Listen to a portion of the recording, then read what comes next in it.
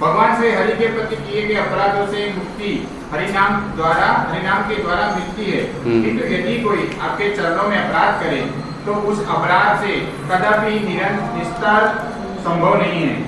आपके हृदय में भगवान गोविंद सदैव विराजमान होते हैं और भगवान गोविंद कहते हैं, वैष्णवगण मेरे प्राण हैं, अतः मैं जन्म जन्मांतरों में आपकी चरण धूलि की कामना करता हूँ। कृपया नरोत्तम दास को अपना समझकर कृपा कीजिए। हमने भजन गाया था, एक बार करुणा करो वैष्णव गोसाई, पतित पावन तमा बिन करनाई। वैष्णव कौन है? जो भगवान का, कृष्ण का भक्त है। तो पावन करने के लिए जो गंगा है, हम नदी में नहाने जाएंगे तब हम स्नान करके अपने को शुद्ध कर सकते हैं। लेकिन अगर कोई व्यक्ति भगवान की कथा को सुनता है, भागवतम भगवत गीता सुनने मात्र से क्या हो जाएगा? वो पवित्र हो जाएगा। इतना लाभ है। यहाँ निकट गेले पाप दूर जाए, ए मन दयालु प्रभु कोहा केवा कोथा पाए। ऐसा परम दयालु कोई कहाँ प्राप्त कर सकेगा? जिसके निकट जाने मात्र से पाप दूर चले जाते हैं। तो हम देखते हैं कि जब सन्यासी आते हैं तो उत्साह होता है ना भगवान के भक्तों को देख करके, क्योंकि भगवान की सेवा में वो लोग लगे हैं। तो बताया गया है कि दर्शन करने मात्र से क्या होता है? पाप हमारे करने की प्रवृत्ति चली जाए। दर्शन करने मात्र से होता है कि नहीं होता है?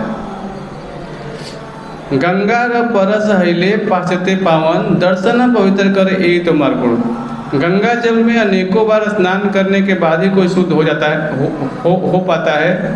किंतु आपके तो केवल दर्शन करने मात्र से पतित जीवात्माएं पवित्र हो जाती हैं। दर्शन से, केवल वैष्णव का केवल दर्शन मात्र से। भगवत गीता ले लिए। आज नया अध्याय चालू करेंगे।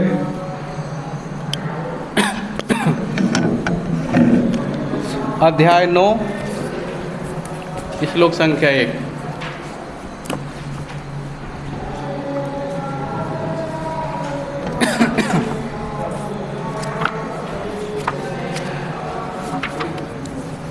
आज से नया अध्याय चालू होगा।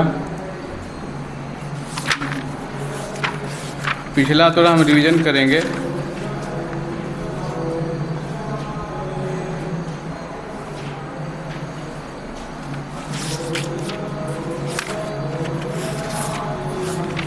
पिछली बार हमने चर्चा किया था, आज थोड़ा इसको रिवीजन कर लेते हैं। मेरे पीछे बोलेंगे, श्री भगवान उवाच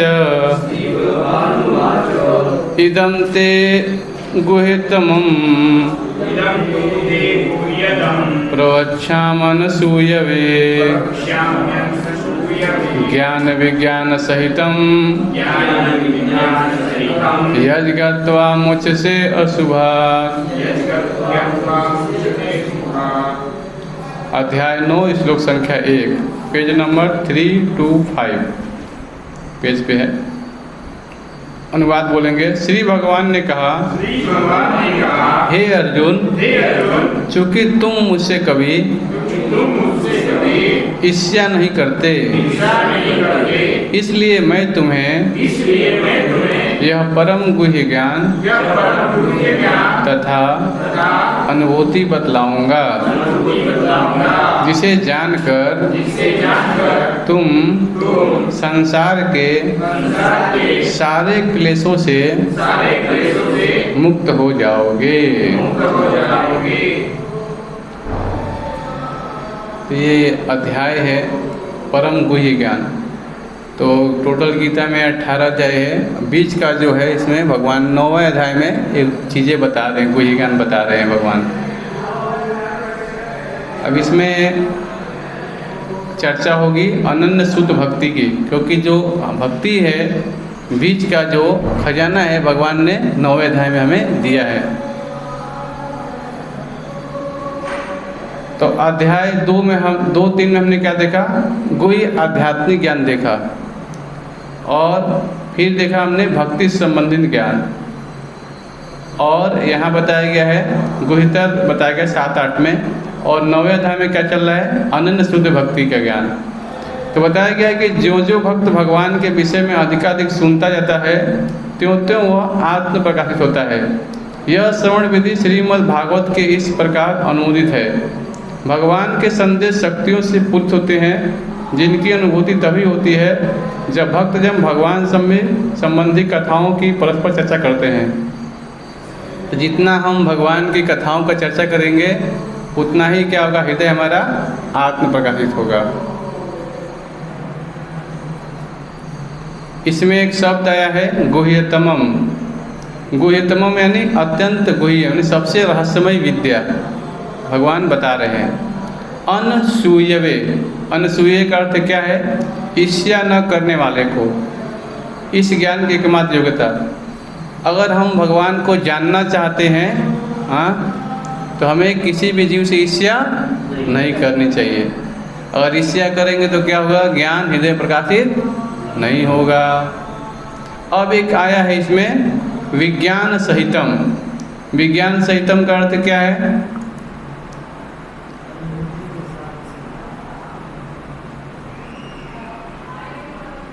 विज्ञान सहितम, विज्ञान में अनुभूति ज्ञान, सहितम सहित, यानी अनुभूति के साथ केवल सिद्धांत नहीं।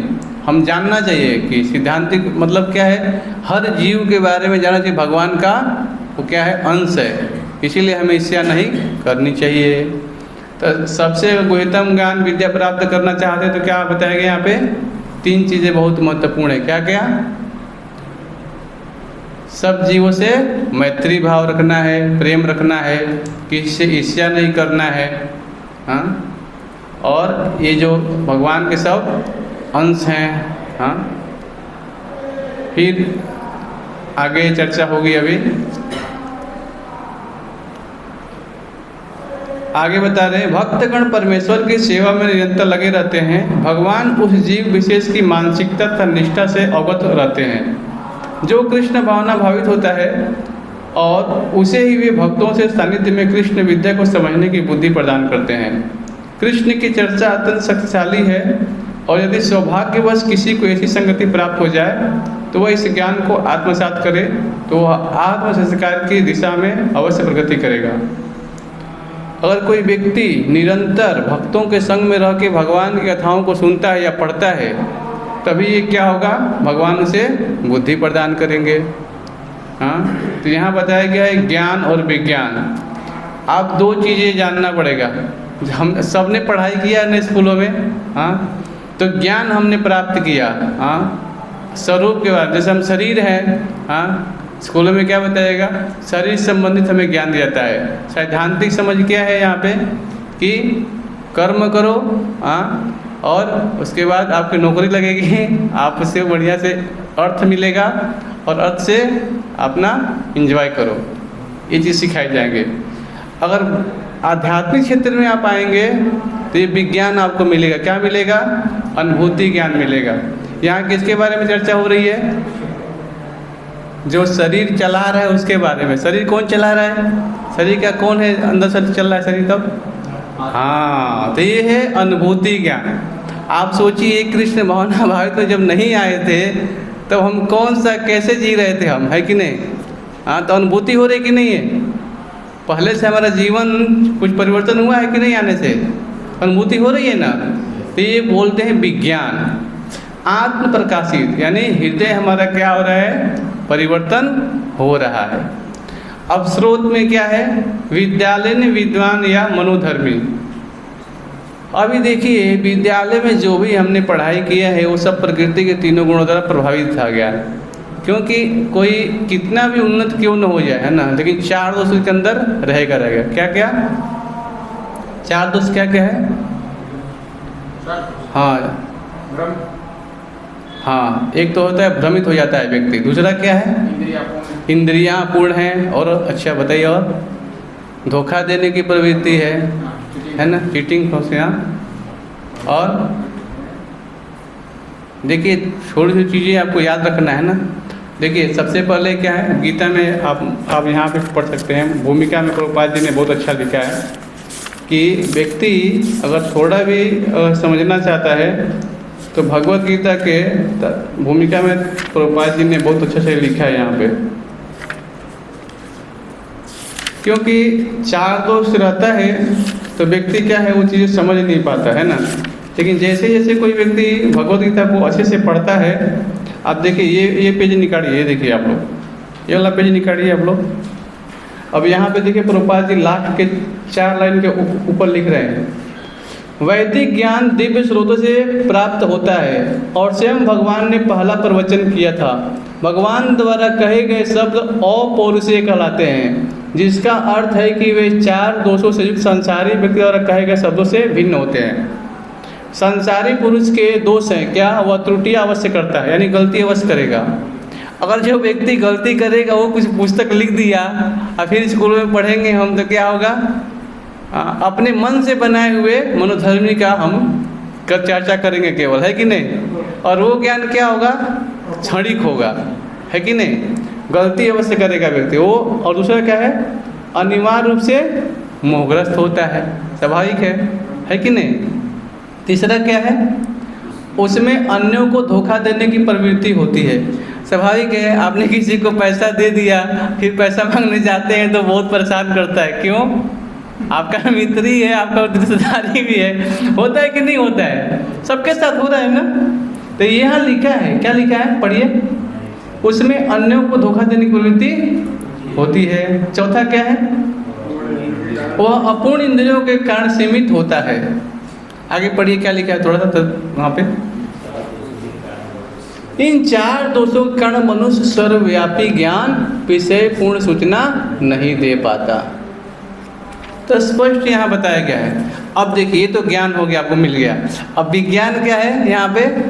हाँ, भक्तों का सानिध्य और परस्पर चर्चा। हम क्या बैठ के चर्चा कर रहे हैं यहाँ पे? आध्यात्मिक ज्ञान। किसके बारे में? कृष्ण के बारे में।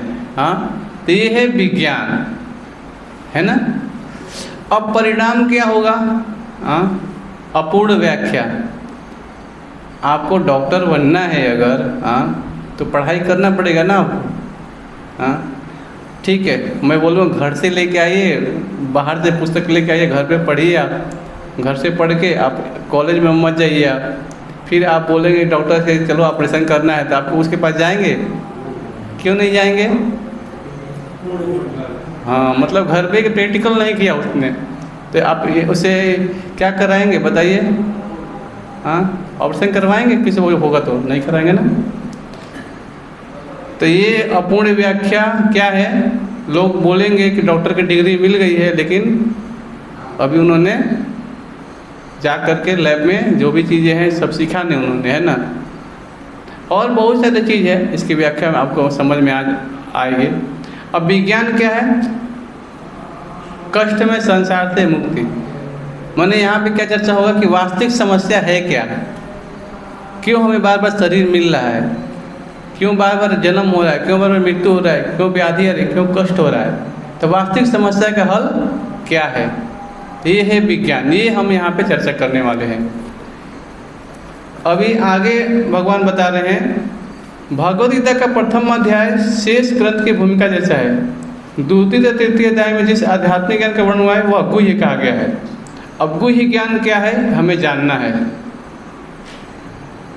अभी मैंने चर्चा किया कि भगवान बता रहे हैं कि आप हैं इच्छा नहीं करते, इसलिए मैं आपको ज्ञान दे रहा हूँ। अभी एक चीज हमें समझना पड़ेगा कि हमारा दृष्टिकोण, अकादमिक दृष्टिकोण क्या है और भक्त का दृष्टिकोण क्या है। दोनों में चर्चा हम समझेंगे। एक कर्मी है जो भगवान की सेवा में नहीं लगा है, उसका दृष्टिकोण क्या है, और एक भक्त का दृष्टिकोण क्या है, इसके बारे में हम जानेंगे। अभी देखिए, कोई व्यक्ति अगर भक्त बनता है, हाँ, शुरू में आता है, भगवान के मंदिर से जुड़ता है, तो डायरेक्ट भक्त लोग क्या बोलते हैं उसको? चलो नाम जप करो, भगवद गीता पढ़ो, थोड़ा सेवा में लगो। पकड़ के जबरदस्ती उसको लगाते हैं। सेवा जब करता है तो क्या होता है? उसका हृदय धीरे धीरे शुद्ध होने लगता है। और ऑफिस में वो जाएंगे आप, हाँ, काम नहीं करेंगे, हाँ, तो आपको पैसा देगा वो? आपसे ईर्ष्या कर लें, बोले कोई काम करने को बाहर निकल। होता है कि नहीं होता है? हाँ, मानसिक तर्क के द्वारा बोलेगा, उसको चेंज तो कहाँ से मैंने इसको भर्ती कर लिया अपनी कंपनी में काम का नहीं है कोई, है कि नहीं, उसको बोलेगा बाहर करो इसको। लेकिन भक्त क्या सोचेगा, चलो नया नया है, थोड़ा सा को सिखाता हूँ अच्छे से। आप समझ रहे हैं कि नहीं, दोनों की चेतना अलग अलग है कि नहीं, सबको अनुभव हो रहा है कि नहीं। हम जाते हैं जॉब करने के लिए, कैसा हमसे बात व्यवहार होता है, कोई भी महीने में सैलरी देगा, पैसा देगा आपको, तो काम भी लेगा आपसे, होता है कि नहीं होता है। काम थोड़ा गलती कर दिए तो आपको डांट भी पड़ेगी, होता है ना। अभी देखिए, और वहाँ पे एक समय के लिए, निश्चित काल के लिए कुछ टारगेट देता है, ये काम इतने समय पूरा करना है, आपको बोल देगा मुँह से, है ना, और लिख के भी दे देगा कुछ कैसे करना है। लेकिन भक्त क्या होगा, शास्त्र गीता आपको पढ़ेगा, हाँ गीता ले लीजिए, है ना, तो आपको देगा और प्रमाणिक चीज़ें आपको ज्ञान देगा। अज्ञान और मूर्खता, देखिए एक बता रहा हूँ, एक बार क्या हुआ, आज सुन रहा था, बता रहे थे, एक व्यक्ति ने बोला कि सूरत से बड़ौदा जो है 160 किलोमीटर है, ऐसा को बोला, है ना। तो प्रश्न पूछा, तो बोले मेरी आयु कितनी है, ऐसा करके एक व्यक्ति से प्रश्न पूछा उसने। अब सब चक्कर में आ गए, कैसा प्रश्न पूछ दिया उसने कि सूरत से बड़ौदा 160 किलोमीटर, बताओ मेरी आयु कितनी हुई। तो सब चक्कर में, कैसा प्रश्न है, सुनने में अजीब लग रहा है कि नहीं लग रहा है, हाँ, सब परेशान हो गए। फिर एक लड़का आया, वो क्या बोला, मेरा जो भाई है ना, वो थोड़ा सा वो सोच के बोला कि आपकी आयु है 48 साल, ऐसा बोल दिया ऐसे ही। वो सोला आदमी अच्छा है, सब लोग जवाब नहीं दे पाए, तुम कैसे जवाब दे दिए, पूछा उसने। तो बोला कि देखिए मेरा छोटा भाई है ना, वो पागल है, उसकी आयु है 24 साल, है ना, इसीलिए मैंने उसको डबल करके बोला कि आपके 48 साल है। समझ गए, क्योंकि प्रश्न ही ऐसा पूछा था उसने, सूरत से बड़ौदा 160 किलोमीटर, बता मेरी आयु कितनी हुई, आप समझ रहे। तो इसलिए आप उससे मूर्ख, इसलिए मैंने 48 साल बोला, आप समझ रहे। तो अज्ञान और मूर्खता, है ना, ऐसे ऐसे लोग लॉजिक ला के पूछते हैं ना, तो ऐसे जवाब भी देने वाला होता है, आप डबल मूर्ख हो, हाँ। लेकिन भक्त क्या बोलेगा, आपको जो भी लिखा है वही बताएगा, इसमें कोई मेल जोल वाला काम नहीं है, क्योंकि भगवान ने एज बताया, जो भी ज्ञान वही ज्ञान है। इसीलिए लिखा है क्या, भगवद्गीता यथारूप, हिंदी में यथारूप, इंग्लिश में एज हो, गुजराती में तेना मूल रूप। तो जो व्यक्ति श्री कृष्ण के प्रति श्यालु है, न तो भगवद्गीता की व्याख्या कर सकता है, न पूर्ण ज्ञान प्रदान कर सकता है। इसीलिए हमें बहुत सावधान होना चाहिए, है ना, हाँ। समझ में आ रहा है हम लोग को, अच्छा है ना ये टेक्निक, हाँ। अभी देखिए, आगे देखिए, अब आगे श्रवण विधि। अच्छा, श्रवण करना क्यों है, मेरा प्रश्न ये है, श्रवण करने से लाभ क्या है, बताइए। आप सुनने आ रहे हैं, इससे क्या फ़ायदा हो रहा है, हाँ बताइए। हाँ बहुत अच्छा, और सुनने से क्या लाभ होता है, हाँ, और बहुत अच्छा सोचेंगे हम उनके बारे में, और हाँ हृदय परिवर्तन होगा। अच्छा, बहुत अच्छा बताया। अभी देखिए, यहाँ बहुत महत्वपूर्ण चीज़ श्रील प्रभुपाद बता रहे हैं। इस प्रथम श्लोक की विशिष्ट महत्व है इदम ज्ञानम, यह ज्ञान सब शुद्ध भक्ति के द्योतक हैं, जो 9 प्रकार की होती है। क्या, श्रवण, बोलिए, कीर्तन, स्मरणम, पाद सेवनम, अर्चन, वंदन, दास्य, सख्य तथा आत्मसमर्पण। भक्ति के 9 तत्वों का अभ्यास करने से मनुष्य अधिक आध्यात्मिक चेतना अथवा कृष्ण भावना में तक उठ पाता है। तो पहला क्या है, श्रवण करना। अगर हम कृष्ण भावना में उठना चाहते हैं ऊपर, तो श्रवण करना बहुत ही जरूरी है। अब इसके परिणाम और आत्म संस्कार के बारे में चर्चा करेंगे। कैसे, तो पहला बताएगा सत्संग, साधु संग सर्वशास्त्र के लव में सत्संग सर्वसिद्धि है। तो भक्तजन श्री कृष्ण संबंधी कथाओं की परस्पर चर्चा करते हैं। अगर हम भगवान के बारे में चर्चा करेंगे तो क्या होगा, हाँ, हमारे को जानने को मिलेगा कि वास्तविक समस्या है क्या यहाँ पे। तो श्रवण करने से व्यक्ति निरंतर श्री भगवान के विषय में सुनता है तो क्या होता है, यहाँ बताया गया, देखिए, मनुष्य आध्यात्मिक चेतना अथवा कृष्ण भावना में तक उठ पाता है। इस प्रकार जब मनुष्य का हृदय भौतिक कलमश से शुद्ध हो जाता है तो वह कृष्ण विद्या को समझ सकता है। केवल यह जान लेना कि जीव भौतिक नहीं पर्याप्त नहीं होता, यह तो आत्मानुभूति का शुभारंभ हो सकता है। किंतु उस मनुष्य को शरीर के कार्यों तथा उस भक्ति के आध्यात्मिक कार्यों का अंतर को समझना होगा, जो यह जानता है कि वह शरीर नहीं है। अभी एक चीज़ प्रभुपाद जी यहाँ बता रहे हैं कि जो हृदय है भौतिक कलमश शुद्ध हो जाता है। अभी एक प्रश्न मेरा ये है, शरीर का जो चेहरा है सफाई करने के लिए कोई पाउच आता है, क्या नाम उसका, शरीर को सफाई कर चेहरा को, हाँ, फेस वॉश, बहुत अच्छा। शरीर को सफाई करना है तो साबुन, बहुत अच्छा। कपड़े पुराने हो गए, कपड़े को धोना गंदा हो गए तो निरमा पाउडर, या ठीक है। अलग चीज़ों के लिए बोलिए बोलिए क्या क्या चीज़ है, और कैसे होगा, हाँ, बहुत अच्छा। लेकिन अब अंदर की सफाई करना, हृदय के अंदर दिल है, हाँ, उसके लिए कौन सा विधि है साफ करने के लिए, अंदर की सफाई कैसे होगी, हाँ, ज्ञान, बहुत अच्छा। और नाम जप करे, बहुत अच्छा। हरे कृष्णा कृष्णा कृष्णा हरे हरे, हरे राम राम राम हरे हरे। तो यहाँ बताया गया है, इससे जीव को क्या होगा, यहाँ देखिए लिखा है, इस प्रकार जब मनुष्य का हृदय भौतिक कलमश से शुद्ध हो जाता है तो वह कृष्ण विद्या को समझ सकता है। केवल यह जान लेना कि जीव भौतिक नहीं पर्याप्त नहीं होता, यह तो आत्मानुभूति का शुभारंभ हो सकता है। किंतु उस मनुष्य को शरीर के कार्यों तथा भक्त के आध्यात्मिक कार्यों का अंतर को समझना होगा। अब केवल शरीर के लिए कार्य किए जा रहे हैं, आत्मा के कल्याण के लिए कार्य ही नहीं करेंगे तो कैसा लगेगा आपको, बताइए।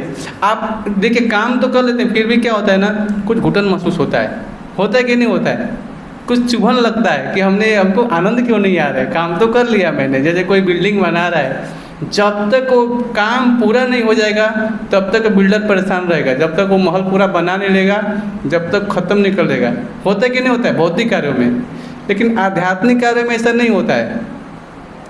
आध्यात्मिक कार्य में जब कोई भक्ति में आता है और भक्त जब मंदिर मान ले कोई कंडक्शन होता है तो दिन भर नाचेगा खाएगा और प्रसाद लेगा, वो मस्त रहेगा, है कि नहीं। काम होता रहेगा, धीरे धीरे चलता ही रहेगा, लेकिन उतना परेशान डिप्रेशन में नहीं जाएगा। वो मंगल आरती करेगा, भगवान के नाम जप करेगा, प्रसाद लेगा, कीर्तन में नाचेगा भी।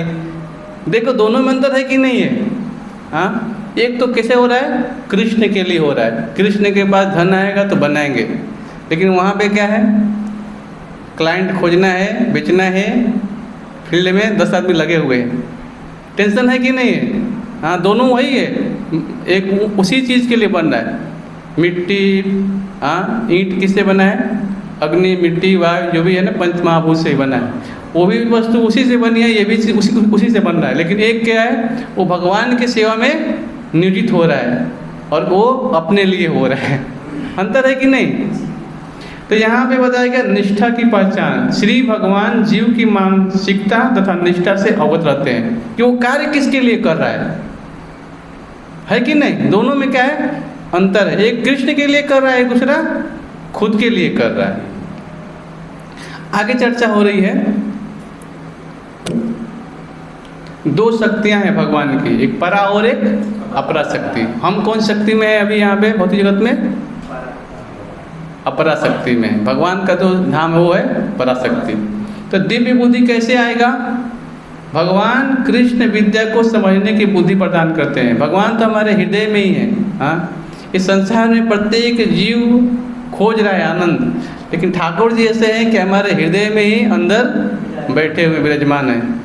अभी मान लीजिए मंदिर में खूब भगवान को गहने पहना के है ना मंदिर खुला छोड़ दिया जाए और कोई मंदिर में ताला नहीं लगाया जाए सबको, तो पब्लिक आके तो क्या करेगी?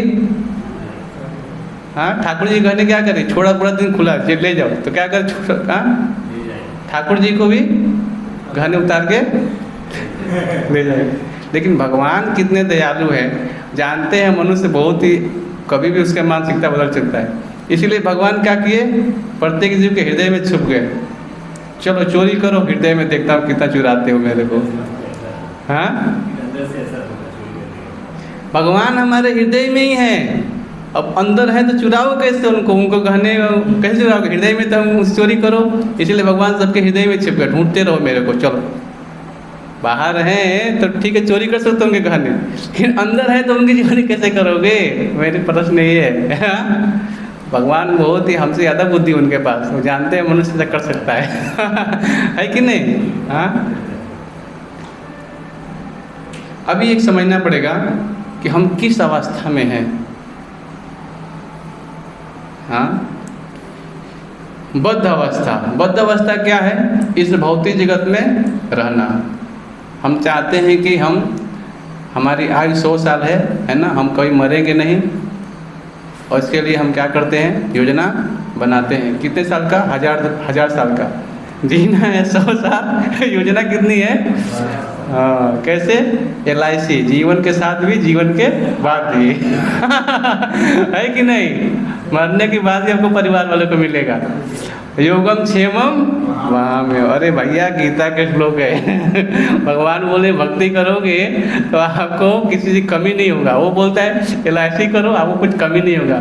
मरने के बाद ही, हाँ, जीने के बाद ही मरने के भौतिक अवस्था, बद्ध अवस्था में व्यक्ति है, इसीलिए वो ज्ञान दे रहा है। हाँ, अब जो व्यक्ति है मुक्त पुरुष क्या है? भौतिक क्लेश नहीं सताता है उसको। कैसे? 3 जो, हाँ, कौन से हैं? आध्यात्मिक क्लेश, आदि दैविक और आदि भौतिक क्लेश। अगर भक्ति आप करेंगे, सतोगुण में उठेंगे, तभी इन चीज़ों को समझ पाएंगे। श्रील प्रभुपाद जी जब गए थे अमेरिका, अभी देखिए ये ताज़ा खबर है, ये तो 5-6 साल पहले भगवान ने बताया है तो हम पढ़ रहे, ठीक है, लेकिन अभी 1970 की बात बता रहा हूँ अभी। और प्रभुपाद जी थे तभी, जब गए अमेरिका तो वहाँ पे देखे कि संसार में कष्ट तो है, निजात करना है कृष्ण भवनामृत को। तो जैसे ही प्रभुपाद उतरे अमेरिका में, देखे कि सब तमोगुण में, रजोगुण में लिप्त हैं, और सरकार में जितने भी युवा लड़के हैं ऐसे सब एक, हाँ, जा करके, हाँ, एक बाग में नंगे लड़के बैठ के एंजॉय कर रहे हैं। सरकार ने उनको बाहर निकाल दिया। माता पिता पैसे वाले हैं, एकदम अपना अलग हो गए, ऐसा हो गया नंगे। अब प्रभुपाद जी गए वहाँ पे, और वहाँ पे कीर्तन किए, हरे कृष्णा कृष्णा कृष्णा हरे हरे, हरे राम राम राम हरे हरे, हरे कृष्णा कृष्णा हरे हरे, हरे राम राम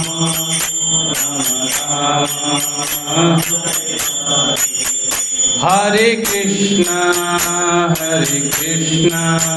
कृष्णा कृष्णा हरे हरे, हरे राम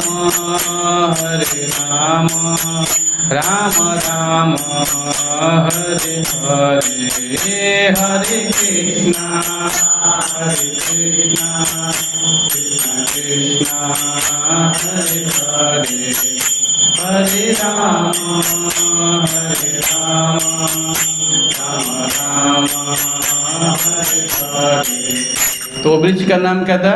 टॉम स्क्वायर। हाँ, और वृक्ष के नीचे बैठ के प्रभुपाद जी ने केवल करताल बजा के कीर्तन चालू किया। फायदा क्या हुआ? जितने हिप्पी थे लोग सब आकर के प्रभुपाद जी के पास, प्रभुपाद जी आँख बंद कीर्तन कर रहे हैं और देख रहे हैं कि सब लोग बैठ के प्रभुपाद को घेर को बैठ गए और नाचने भी लगे। मुकुंदा गोसाई पहले 2 लड़के नाचने नृत्य करने लगे। तो कृष्ण भावनामृत का शुभारंभ कैसे होता है? भगवान के नाम। कितनी शक्ति देखिए। प्रभुपाद जी दो चीज़ के लिए आंदोलन को चालू किया। कृष्ण भावनामृत में दो चीज़ बताया। पहला क्या है? पहला है कि व्यक्ति सत्वगुण में स्थित हो और ये ज्ञान को क्या करे? अपने को हृदय में धारण करे। इसका मिशन यही है ना। प्रेमा भक्ति करने की उत्कृष्ट इच्छा होनी चाहिए। सरकार ने बाहर निकाल दिया, लेकिन प्रभुपाद जी ने उनको लेकर के आंदोलन चालू कराया। उन्होंने क्या किया कि 4 चीज छोड़ दिया। क्या क्या छोड़ दिया? नशा, मांसाहार, जुआ और अवैध संबंध। तो फायदा कैसे हुआ? केवल नाम जप करके, भगवान के कीर्तन करके। सोचिए, भक्ति स्वामी सिंधु का सिद्धांत है, जो अनन्य सेवा में लगा है वह इस संसार में रहते हुए पूर्ण रूप से जीवन मुक्त है, जीवन मुक्त हो गया। अब सोचिए, केवल संपर्क में आने से, प्रभुपाद जी के संपर्क में आने से, कीर्तन करने से, नाम जप करने से प्रभुपाद जी ने उनको ऐसा ज्ञान दिया कि वो लोग सब कुछ परिवर्तन हो गया। तो यह है भक्ति का वास्तविक फल। केवल इच्छा होनी चाहिए हमारी। दूसरा श्लोक पढ़ेंगे हम लोग। अब ये जो श्लोक है बहुत ही महत्वपूर्ण है, क्योंकि ये जो हम पढ़ने जा रहे हैं, ये भगवान जो कृष्ण हमें बहुत महत्वपूर्ण ज्ञान दे रहे हैं, परम गुह्य ज्ञान। बोलिए, राज विद्या राजगुह्यम पवित्रम इदम उत्तमम प्रत्यक्षागमं धर्म्यम सुसुखम कर्तुम अव्ययम। बोलिए, यह ज्ञान सब विद्याओं का राजा है, जो समस्त रहस्यों में सर्वाधिक गोपनीय है। यह परम शुद्ध है और चूंकि यह आत्मा की प्रत्यक्ष अनुभूति कराने वाला है, अतः यह धर्म का सिद्धांत है। यह अविनाशी है और अत्यंत सुखपूर्वक संपन्न किया जाता है।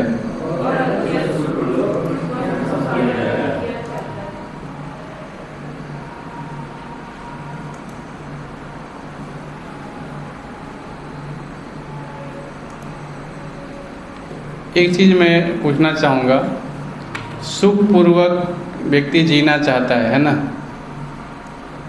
यहाँ पे चर्चा हो रही है राज विद्या राजगुह्यम, यानी विद्याओं का राजा, और राज यानी गोपनीय ज्ञान। अभी एक चीज़ बहुत महत्वपूर्ण है कि जो ज्ञान है ये भगवान कृष्ण सबसे महत्वपूर्ण ज्ञान है, वो भगवान अर्जुन को ज्ञान ये दे रहे हैं।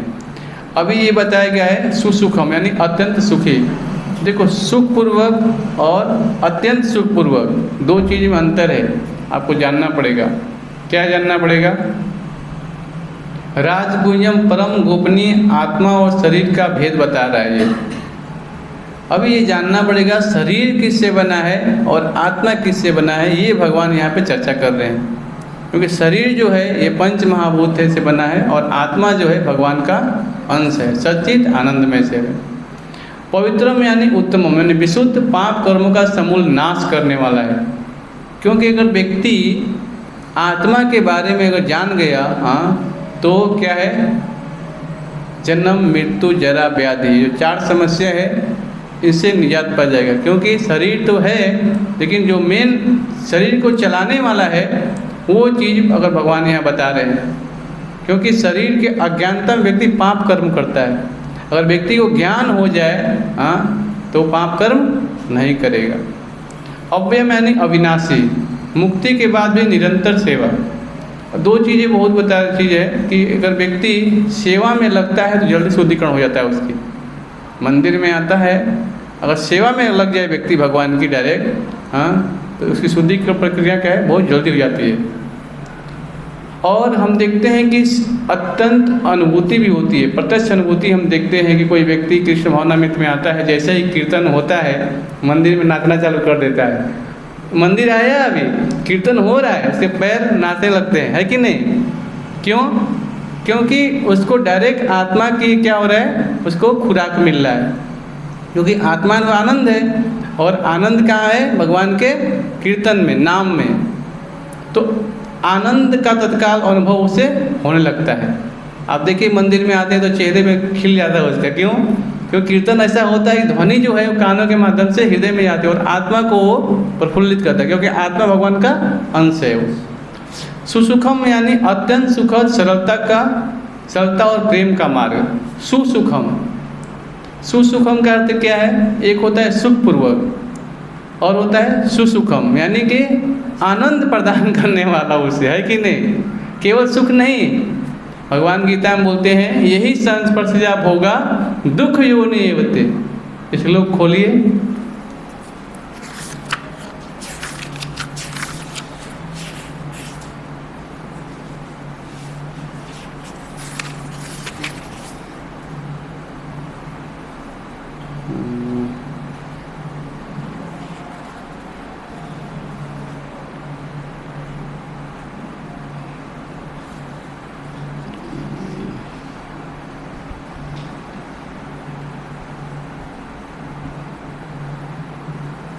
फाइव 5.22 अध्याय 5 का 22 नंबर श्लोक।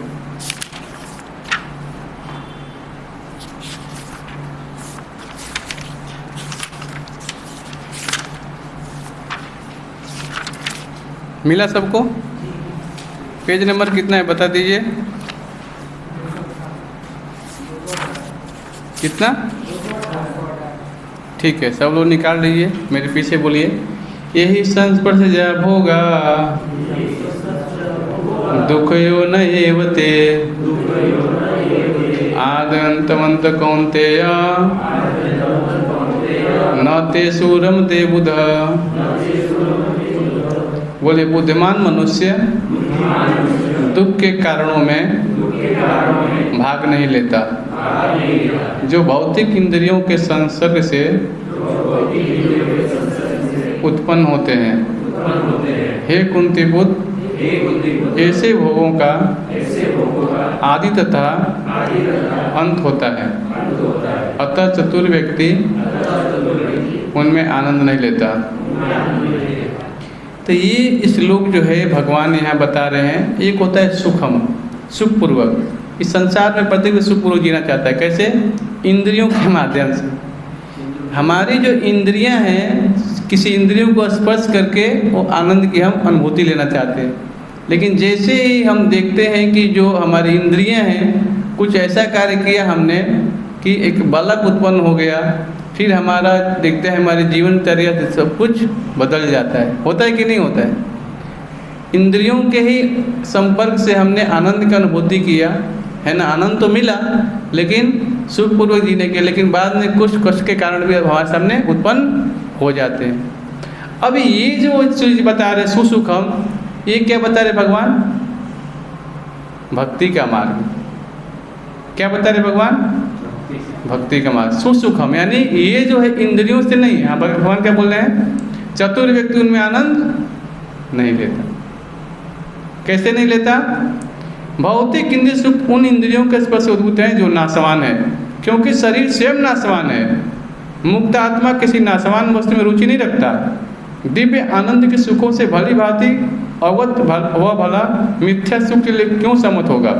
रमन्ते योगिनन्ते सत्यानंद चिदात्मनि इति राम पद नाशो परम ब्रह्म विधीयते। योगी जन परम सत्य में ही रमण करते हुए अत्यंत दिव्य सुख प्राप्त करते हैं, इसलिए परम सत्य को भी राम कहा जाता है। अब देखिए भगवान ने सुसुखम का बता रहे पर यहाँ पे क्या क्या है?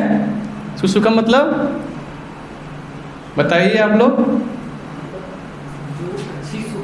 नाशवान वस्तु में रुचि, शरीर स्वयं क्या एक दिन नाश इसका होने वाला है, आत्मा का नाश नहीं होता। इसलिए उस आत्मा के कल्याण के लिए भगवान बोले सुसुखम। सरलता और प्रेम का मार्ग है भगवान का नाम। हरे कृष्णा कृष्णा कृष्णा हरे हरे, हरे राम राम राम हरे हरे। धर्मम यानी धर्म का पद, बिना पूर्व योग्यता के सर्वोच्च लक्ष्य। तो धर्म का जो हमें पद अपने जीवन में अपनाना चाहिए, तभी हम आगे बढ़ सकते हैं।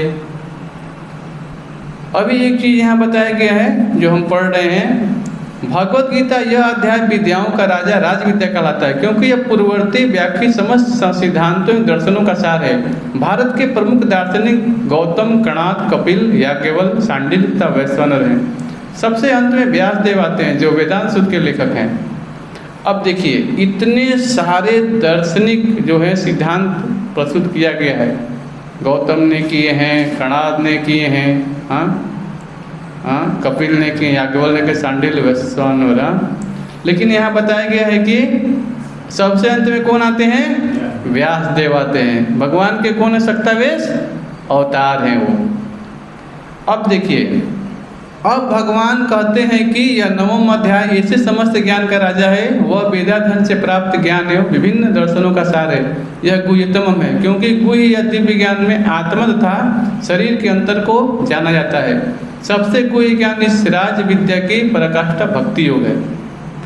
इतने सारे लोग आए, अलग अलग इन्होंने सिद्धांत को स्थापित किया, लेकिन श्रील व्यासदेव ने आगे क्या कर रहे हैं? डायरेक्ट शरीर और आत्मा के अंतर को बताकर भक्ति योग का ज्ञान हमें दे रहे हैं। क्या दे रहे हैं? समस्त पूर्ववर्ती सिद्धांत और दर्शनों का सार है क्या? भक्ति योग। ये 100 मंजिला बिल्डिंग पर चढ़ना है, सीढ़ी भी लगा है, लिफ्ट भी लगा है।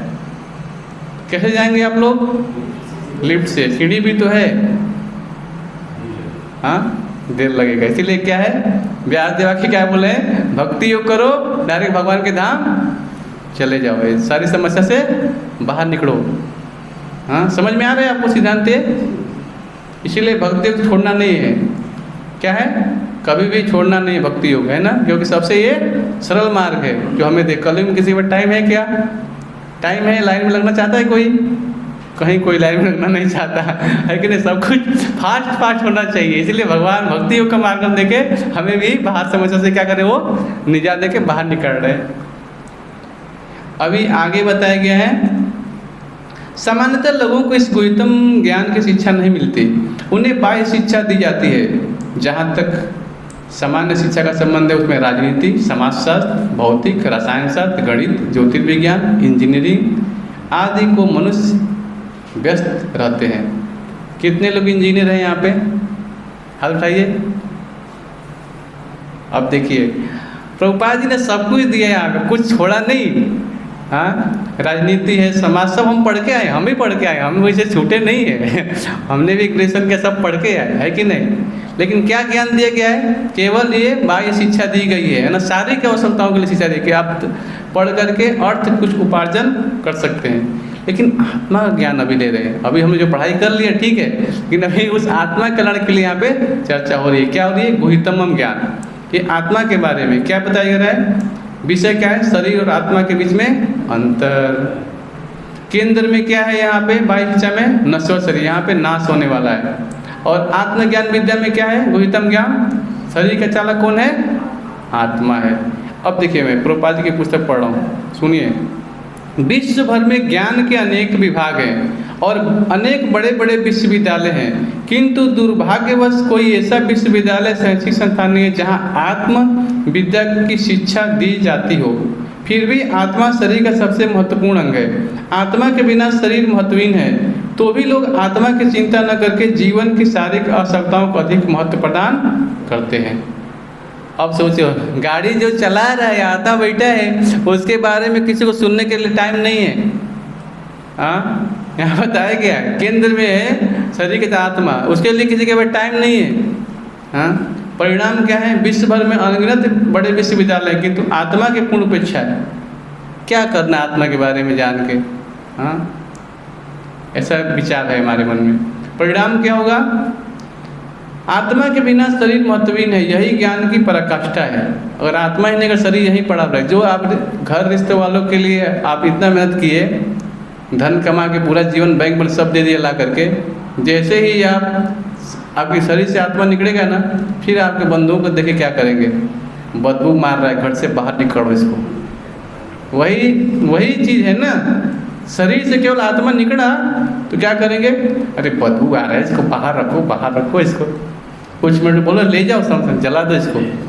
फिर आपको जो शरीर आत्मा निकलेगा, फिर शरीर वो देखता है, तब भगवान तब दिखाएगा कि देखो तुम परिजन के इतना कर रहे थे, अभी देखो तुम्हारे साथ क्या कर रहे, देखो वही परिजन क्या कर रहे।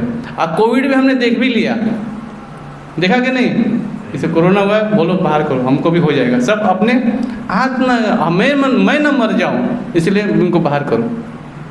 अरे भैया पहले ही ज्ञान ले लो, हम शरीर नहीं हैं, हम आत्मा कल्याण के लिए कार्य करें। हाँ, तो ये ज्ञान होना चाहिए, है ना। अब यहाँ बताया गया है आत्मा की स्वीकृतियाँ एक भ्रम का निवारण। आगे प्रभुपाद जी बोल रहे हैं, भगवद गीता के द्वितीय अध्याय में आत्मा की महत्ता पर बल दिया गया है। प्रारंभ में ही भगवान कहते हैं यह शरीर नश्वर है और आत्मा अविनश्वर। अंतवंत में देहा नित्य शरीर, यही ज्ञान का कोई अंश है। केवल यह जान लेना कि आत्मा शरीर से भिन्न है, यह निर्विकार, अविनाशी और नित्य है। इससे आत्मा के विषय में कोई सकारात्मक सूचना प्राप्त नहीं होती। कभी कभी लोग को यह भ्रम रहता है कि आत्मा शरीर से भिन्न है और शरीर नहीं रहता, या मनुष्य को शरीर से मुक्ति मिल जाती है तो आत्मा शून्य में रहता है और निराकार बन जाता है, किंतु यह वास्तविकता नहीं है। जो आत्मा शरीर के भीतर इतना सक्रिय रहता है वह शरीर से मुक्त होने के बाद इतना निष्क्रिय कैसे हो सकता है। अब प्रभुपाद जी हमें प्रश्न पूछ रहे हैं, क्या प्रश्न पूछ रहे हैं, अभी शरीर के जो आत्मा है शरीर के भीतर है, इतना सक्रिय है, हाथी के शरीर में भी आत्मा है, तो हाथी क्या करता है, कुंटल सामान उठा के कहीं फेंक देगा, इतना बलशाली है वो, आत्मा है शरीर। लेकिन ऐसे आत्मा निकल जाएगा, शरीर गिर जाएगा धराम से। अगर आत्मा है तो इतना बड़े बड़े कार्य कर पा रहे हैं, सोचो, तो क्या आत्मा निकलने के बाद निष्क्रिय हो जाएगा? एक कैसी मनोधारणा है, सोचिए आप। हाँ, आगे बता रहे हैं, यह सदैव सक्रिय रहता है। देखिए, यदि यह शाश्वत है तो यह शाश्वत सक्रिय रहता है। हाँ, और वैकुंठ लोक में इसका कार्यकलाप आत्मज्ञान के गुहितम अंश है। अतः आत्मा के कार्य को यहाँ पर समस्त ज्ञान का राजा, समस्त ज्ञान का गुहितम अंश कहा गया है। अभी सोचिए आप, है ना, इसीलिए आध्यात्मिक शरीर जो होता है ना वो कभी नष्ट नहीं होता। हमने देखा नारद मुनि के कार्यकलापों से, पिछले जीवन में कौन थे, दासी पुरुष थे, लेकिन अगले जीवन में उन्हें आध्यात्मिक शरीर मिला केवल भक्ति करने से। हाँ, अभी देखिए, भ्रम होता है लोगों को कि मुक्ति के बाद आत्मा शून्य निराकार बन जाएगी, सबसे गलत चीज़ है ना। जो आत्मा शरीर में इतना सक्रिय रहता है, हाँ, वह शरीर से मुक्त होने के बाद निष्क्रिय कैसे हो सकता है। प्रभुपाद जी वही प्रश्न पूछ रहे हैं ना यहाँ पे जो लिखा है। हाँ, निष्कर्ष क्या है, आत्मा सदैव सक्रिय रहती है, वैकुंठ लोक में इसके कार्यकलाप ही आध्यात्म के गुहितम अंश हैं। जितने भी गोप बालक है, सब भगवान की लीलाएँ जितनी है आपके पीछे देख रहे हैं, तो ये सब के आध्यात्मिक शरीर है, हमारे से शरीर नहीं है। हाँ, तब समझ सकते हैं ये क्या है, गुहितम चीज़ें बताया जा रहा। आप भक्ति करने से हमें ये अवस्था प्राप्त होगी। आगे बताया गया है, मैं पढ़ रहा हूँ, जैसे कि 7वें अध्याय के 28वें श्लोक में बताया गया कि जो व्यक्ति समस्त पाप कर्मों के फलों, बंधनों तथा अंत करके भौतिक जगत के द्वंद्वों से मुक्त हो जाता है, वह भगवान की, कृष्ण की भक्ति में लग जाता है। अभी एक सोचना है यहाँ पे कि हम यहाँ भक्ति में जुड़े क्यों। बड़ौदा में करोड़ों लोग हैं, मंदिर भी लोग आते हैं, लेकिन भगवता भी सामने टेबल पे रखा है, लगे भक्त बैठे हैं, लेकिन उसके बाद टाइम नहीं है कि सुने। क्या कारण है, यहाँ बताया गया अप्रारब्ध। अभी एक समझना पड़ेगा, प्रभुपाद जी जाके बता रहे हैं यहाँ पे। इस कथन की पुष्टि पद्म पुराण में हुई है। अप्रारब्ध फलम पापम कोटम बीजम फलोन्मुखम कर्मणेव प्रलीयते विष्णु भक्तिर्मात्मना। जो लोग भगवत भक्ति में रहते हैं उनके सारे पाप कर्म चाहे फलीभूत हो चुके हों, सामान्य या बीज रूप में क्रमशः नष्ट हो जाते हैं।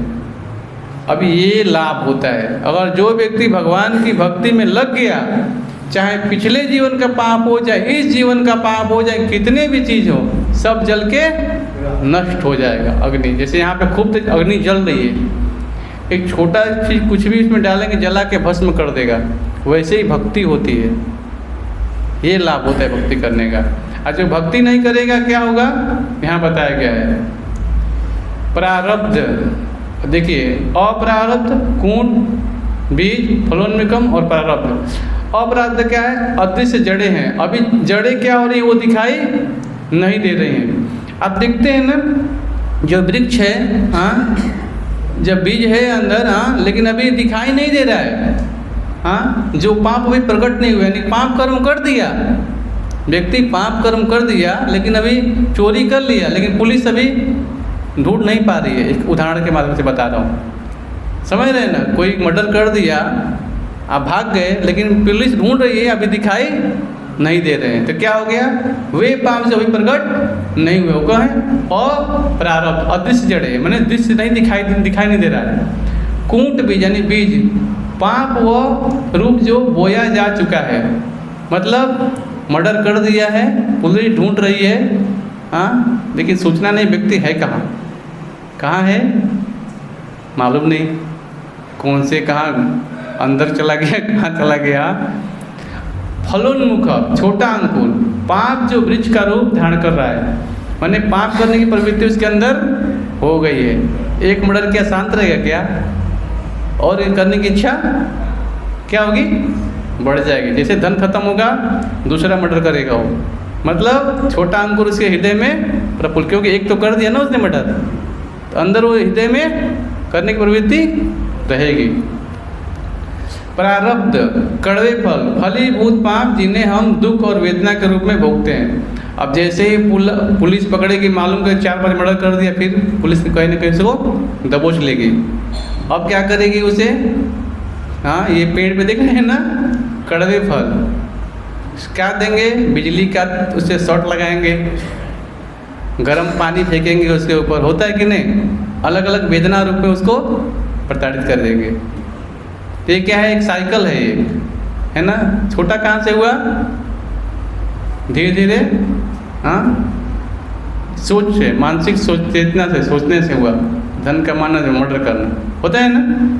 ये सब लाइन है, यहाँ बताया गया है, जो लोग भगवत भक्ति में रत हैं उनके सारे पाप कर्म चाहे फलीभूत हो चुके हों, समान हो या बीज रूप में क्रम से नष्ट रहते हैं। तो नष्ट करने की विधि क्या है, जैसे एक बीज है ना, गेहूं का बीज है, अगर वो बीज अगर भुरभुरी मिट्टी रहेगी, आप बोएंगे तो अंकुरित होगा, लेकिन उसी बीज को किसी गर्म तवे पे जैसे रोटी बनाते हैं, बीज को सेक लीजिए, गर्म कर लीजिए, और फिर उसको बोइएगा तो जमेगा, उगेगा नहीं। क्यों नहीं उगेगा, क्योंकि बीज को हमने क्या किया है, जला दिया, उसको फ्राई कर दिया थोड़ा तवे पर रख के।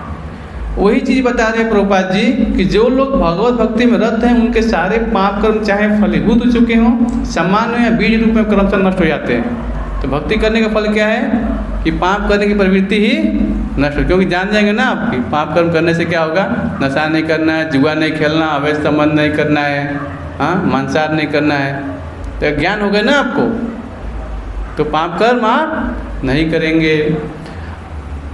अतः भक्ति की शुद्धिकरणी शक्ति अत्यंत प्रबल है और पवित्रम उत्तमम अर्थात शुद्धम कहलाती है।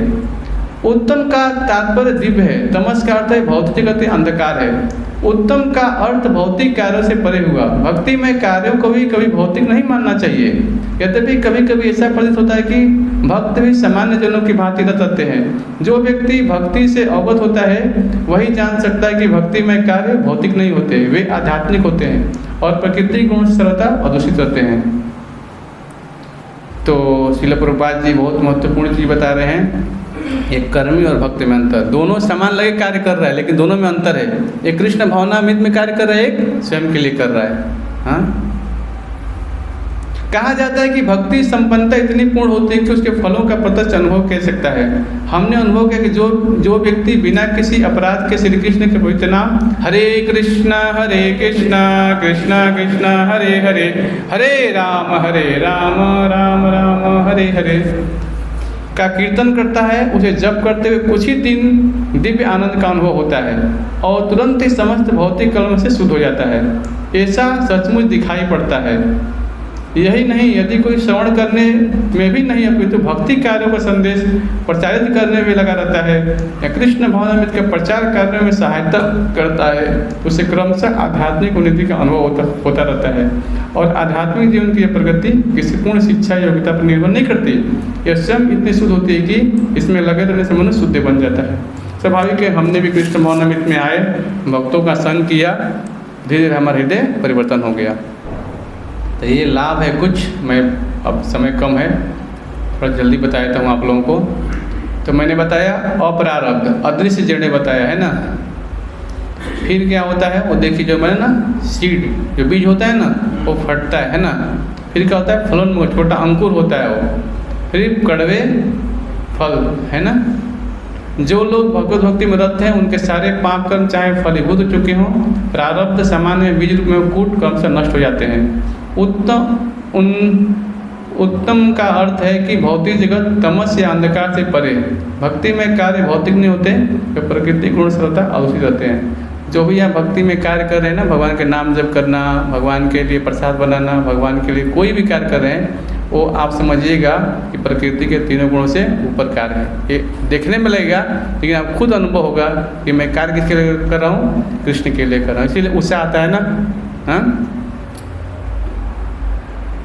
प्रत्यक्ष अनुभूति बिना किसी पूर्व योग्यता के प्रारंभिक मार्ग, पूर्व शिक्षा या कठोर वैदिक अध्ययन की आवश्यकता। भक्ति का मार्ग हरे कृष्ण महामंत्र का कीर्तन। जब करते समय तत्काल दिव्य आनंद का अनुभव होता है और मनुष्य तुरंत भौतिक कर्म से शुद्ध हो जाता है। यह विधि स्वयं इतनी शुद्ध है कि इसमें लगने मात्र से मनुष्य शुद्ध बन जाता है। स्वाभाविक है कि जो नाम है ये हमारे कानों के माध्यम से हृदय ग्रंथि को भेजता है। ये नाम ही ऐसा है जो हमारा हृदय परिवर्तन कर रहा है ना। तो ये बहुत महत्वपूर्ण चीज़ है। बिना किसी योग्यता के चैतन्य महाप्रभु दान कर दे। नमो महावदन्याय कृष्णा परिप्रदायते कृष्णाय कृष्ण नाम ने गौरवस्ते नमः। भगवान दोनों हाथ पकड़ के हमें प्रदान कर, ले लो, खुला है बाजार नाम हटका, जिसको लेना है ले लो। लेकिन हमारी रुचि नहीं है, हम लेना नहीं चाहते, तो हमारा रोग है ना, हम बीमार है, इसीलिए लेने का नाम इच्छा नहीं होता। आगे क्या है, ऐतिहासिक प्रमाण नारद मुनि के विकास यात्रा धर्मम। तो हम जानते हैं कि अभी मैंने बताया ना आप लोगों को, दासी पुत्र, कोई औपचारिक शिक्षा या राजकुल का आश्रय नहीं। अब देखिए नारद मुनि क्या थे वो, हाँ, एक काम करने आए, कोई दासी है, कोई उसके पुत्र हैं, वो कोई शिक्षा नहीं, कहीं स्कूल नहीं गए, कहीं डिग्री लेने नहीं गए MBBS की, इंजीनियरिंग की, है कि नहीं। क्या हुआ, चातुर्मास चला, अभी बारिश का मौसम आएगा है ना। हाँ, तो शुद्ध भक्तों की सेवा, चातुर्मास में भागवतों की सेवा। आए ऋषि मुनि, उनके घर पे ठहरे, भजन कर रहे हैं, कीर्तन कर रहे हैं, बढ़िया से माता जी सेवा कर रही हैं। जो साधु महात्मा खा रहे हैं उनका भी उचित उठन खा रहे हैं। तो क्या हो रहा है, ऋषियों की अनुमति से उनका बचा हुआ भोजन ग्रहण किए। अब क्या हुआ, उनका ये दिल क्या है, हाँ, विशुद्ध चेतना, समस्त पाप कर्म से मुक्ति और हृदय की पूर्ण शुद्धि हो गई। तो यहाँ तक कौन सा डिटर्जेंट पहुँचेगा बताइए, मेरा प्रश्न ये है। अंदर कौन सा टिकिया ड्राइवर डिटर्जेंट पहुँचेगा सफाई करने के लिए, बताइए। हाँ, अंदर दिल को सफाई करना है तो कौन सा पाउडर से सफाई होगा। हाँ, नाम जप, हरे कृष्णा कृष्णा कृष्णा हरे हरे, हरे राम राम राम हरे हरे। नहा करके तो शुद्ध हो जाएंगे यार, डिटर्जेंट पाउडर लगाएंगे, साबुन लगाएंगे, लेकिन शरीर का शुद्धिकरण कर लेंगे, लेकिन अंदर जो हृदय में हमारी गंदगी जमी है, हाँ, तो ये कैसे शुद्ध होगा। ये केवल होगा भगवान के नाम से, पूर्ण रूप लीला सुनने से। और क्या होगा, दिव्य रुचि, भगवान की महिमा के श्रवण तथा कीर्तन में तीव्र आकर्षण उत्पन्न होना, तभी जाके हमारा हृदय परिवर्तन होगा। दूसरा कोई उपाय नहीं है, नहीं है, नहीं है। ठीक है। सुसुखम, अत्यंत सुखद और सुलभ मार्ग क्या है, पत्रम पुष्पम फलम तोयम। भगवान आपसे नहीं मांग रहे हैं सोने की थाली में रुचि पूड़ी हलवा लेके आइए, मांग रहे हैं क्या, क्या बोल रहे हैं, चलो एक फल लेके आओ, मंदिर आ रहे तो एक फूल लेके आ जाओ भगवान के सामने, कुछ नहीं तो पानी भी लेके आ सकते हो भाई, अपने घर में तुलसी पत्थर के पानी भी रखो भगवान के सामने, है कि नहीं? पानी पीते हैं तो पानी रखो तुलसी पत्ता डाल के भगवान के सामने। भक्ति गरीबी की हालत में भी की जा सकती है। भगवान को वह प्रेम प्रिय है जिससे उन्हें वस्तुएं अर्पित की जाती है, न कि वस्तु का भौतिक मूल्य। आपसे कुछ नहीं मांग रहे भगवान, है ना? आप देखना चाहते हैं कि मेरा बेटा मेरे लिए कर क्या रहा है, यही योग्यता है ना? उदाहरण, सनत कुमार जैसे मुनि केवल भगवान के चरण कमलों पर चढ़े तुलसी दल का आस्वादन करके महान भक्त बन गए। सोचो आप, केवल भगवान का तुलसी को लिया, स्मरण किया, भगवान को न सुना और खाया भी, तो क्या वो हृदय परिवर्तन हो गया उनका। तो भक्ति की ये लाभ है। अव्ययम, भक्ति की शाश्वत प्रकृति क्या है? मायावादी दृष्टिकोण अस्थायी। भक्ति केवल मुक्ति पाने का एक स्थान है। मुक्त होने पर ईश्वर से तदात्म विलीन हो जाना ही लक्ष्य है। यह सीमित या स्वार्थ में है। तो ये है मायावादी दृष्टिकोण। क्या है मायावादी दृष्टिकोण? क्या है? अस्थायी। ऐसा बोलेंगे क्या कि केवल मुक्ति पाने का एक साधन है, ऐसा बोलेंगे। अब बताइए, कोई ज्योति है, आप उसे मिल जाएंगे तो क्या आपको आनंद आएगा? नहीं। आपके घर में कोई मेहमान आए, केवल बातें कर रहे हैं आप, कोई सेवा नहीं कर रहे हैं आप, तो क्या आपको बोलेगा? कैसा व्यक्ति आएगा? फिर मेहमान आएगा आपके?